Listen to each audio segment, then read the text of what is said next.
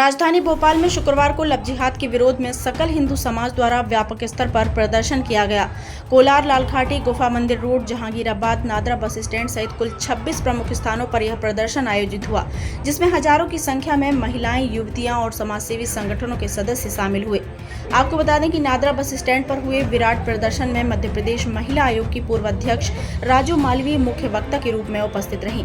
उन्होंने अपने संबोधन में लव जिहाद को एक गंभीर सामाजिक समस्या बताते हुए सरकार से कड़ी कार्यवाही की मांग की है।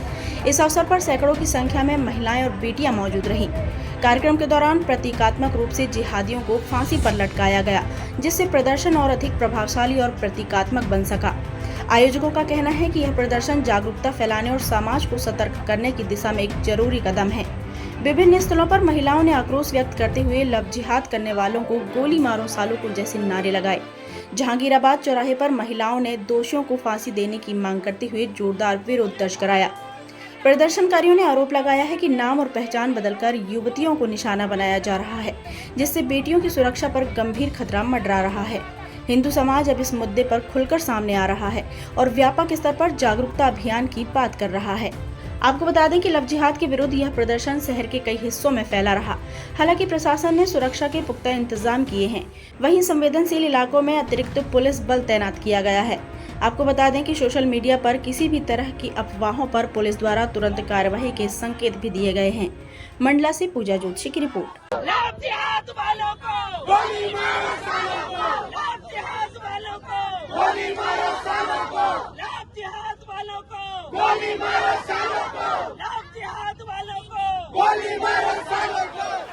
ऐसे लोग जो धर्म बदलकर हमारी बेटियों के सामने आते हैं, ऐसे लोग जो हमारी नाबालिग बहन बेटियों को भड़काकर बहलाकर फुसलाकर उनका शारीरिक शोषण करते हैं और बाद में वीडियो बनाकर उन्हें ब्लैकमेल करते हैं, उन्हें धर्मांतर के लिए विवश करते हैं। तो ऐसे लोगों को निश्चित रूप से आज सबक सिखाने का यह समय है। आज हमारे बीच में सभी हमारे हिंदू समाज के सकल हिंदू समाज के हमारे भाई बंधु यहाँ पर उपस्थित हुए हैं, साथ में मातृ शक्ति भी यहाँ पर उपस्थित हुई है और मुख्य रूप से वक्ता के रूप में वंदना त्रिपाठी जी आज हम सबके बीच में उपस्थित हैं। पुलिसकर्मी लोग बैठे हुए हैं, खड़े हुए हैं, इनके पास पता है, इनके हाथों में जब उस अपराधी का मोबाइल आया है उसमें कितनी बच्चियों के वीडियोस और मिले हुए हैं। कल्पना करिए वो बेटियां कैसे मर मर कर जी रही हैं। श्री कृष्ण ने गीता में कहा है कि जो धर्म के साथ खड़ा रहता है वो सदैव विजयी होता है। उसे यातनाएं झेलनी पड़ती हैं, अनाचार झेलना पड़ता है, पीड़ाएं सहने पड़ती हैं, पर उसको कभी कोई पराजित नहीं कर सकता। आज हम सकल हिंदू समाज की बहनें यहाँ एकत्रित हुए हैं उस दुष्कर्म के खिलाफ, उस दुष्कृत्य के खिलाफ जो एक समुदाय विशेष के लोग हमारी बहन बेटियों के साथ कर रहे हैं। जानबूझकर हमारी बहन बेटियों को लव जिहाद नाम का जहर खिला रहे हैं। जिस प्रकार से हमारी बहन बेटियों को इसका शिकार बना रहे हैं, अब ये नहीं चलेगा। अब हम जाग चुके हैं, हम इसे नहीं होने देंगे। आज मैं अपनी बहनों से, माताओं से ये निवेदन करती हूँ कि जागो हिंदू जागो, रणचंडी बनो, दुर्गा बनो, काली बनो, और ये जो दानव भेष बदलकर, बहरूपिये बदलकर घूम रहे हैं, जो आपको लव जिहाद का हिस्सा बना रहे हैं, जो आपके धर्म पर वार कर रहे हैं, जो आपका धर्मांतरण कराने की कोशिश कर रहे हैं, आपका यौन उत्पीड़न कर रहे हैं, उनके खिलाफ आवाज बुलंद करो और उन्हें रोको। क्योंकि ये देश रहेगा तो हम रहेंगे, हमारा सनातन धर्म रहेगा तो हम रहेंगे। जैसा कि भगवान श्री कृष्ण ने कहा था, जब जब धर्म की जय होगी, अधर्म का नाश होगा, तभी प्राणियों में सद्भावना होगी और विश्व का कल्याण होगा।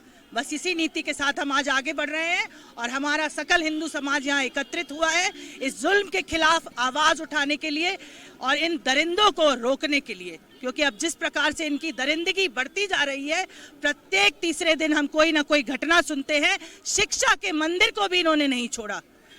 लोग ये कहते हैं कि शिक्षा से इन लोगों की स्थिति में सुधार होगा, पर इन्हें किस प्रकार की शिक्षा दी जा रही है कि इनकी बहनें, इनकी माँ, इनकी पत्नी, इनके पिता सब इनका साथ दे रहे हैं।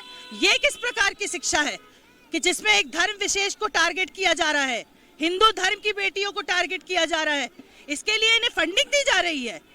ये हमारे धर्म को खत्म करना चाहते हैं। हम ये कभी नहीं होने देंगे। हम हिंदू समाज के लोग जागे हुए हैं और हमारे होते हुए हमारे धर्म पर, हमारी बहन बेटियों पर कभी कोई नजर नहीं डाल सकता। हम ये होने नहीं देंगे। नहीं, ठीक है आरिफ मसूद जी, आप हिंदू समाज को प्रेरित और प्रेरणा ना दें, वही बेहतर है। लेकिन अपराधियों को ये समझ लेना चाहिए कि अब कोई भी किसी को बचा नहीं सकता। अब अपराधी कुचले जाएंगे, मारे जाएंगे। अभी उन्होंने स्वीकार किया है ना कि हमारे धर्म में ये कृत्य करने पर सवाब मिलता है, तो बेटा आप जन्नत भी नसीब होगी, चिंता मत करना, तुझे वहां भी भेजा जाएगा। और इसलिए अब ऐसे अपराधियों को बख्शेगी नहीं। ये राजनीतिक मुद्दा नहीं है, ये राजनीतिक दलों की सीमाओं को लांघकर ये दिलों का मुद्दा आ गया है। हर हिंदू के मन में इस बात का आक्रोश है कि वो अपनी बहन बेटियों को अपने हिंदुस्तान में नहीं सुरक्षित रख पा रहा, और केवल लव के नाम पर फंसाया जाता वहां तक ठीक है, लेकिन उनका शारीरिक शोषण कर उनको दरिद्रगी के राय पर ढकेला जा रहा है। और इस अपराध लव जिहाद के खिलाफ संपूर्ण हिंदू समाज सड़कों पर है। अब आरिफ मसूद साहब या अन्य किसी श्रीमान की हमें प्रेरणा की जरूरत नहीं है। अब अपने अपने मुगालते ठीक कर लेना, और जो अपराधियों के साथ हैं, अपराधियों को बख्शा नहीं जाएगा, कुचला जाएगा। और हिंदू समाज सड़कों पर है, और इस बात की जानकारी अब सबको समझ लेना चाहिए। हर व्यक्ति की जवाबदारी जानकारी है, जिसके पास आज बहन बेटी है उसे, और जिसके यहाँ कल बहन बेटियां पैदा होने वाली है उसके। हर के मन में आक्रोश है कि मैं अपनी बहन बेटियों को अगर नहीं बचा पाया तो जिंदा रहना भी मेरा व्यर्थ है। और इसलिए अपराधियों को सार्वजनिक सजा भी हो, और सार्वजनिक सजा समाज देगा भी, बख्शा नहीं जाएगा, ध्यान रखना। और इसलिए कट्टरपंथी भावनाएं अब बंद कर दो।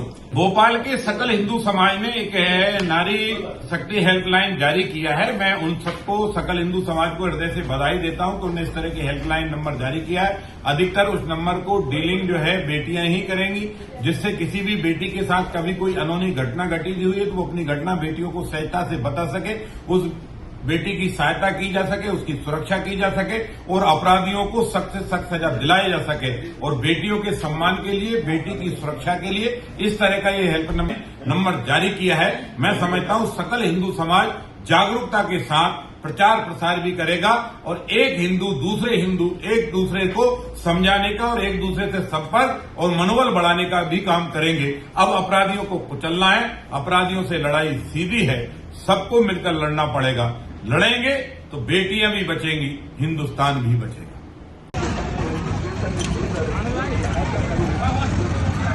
क्या होता है?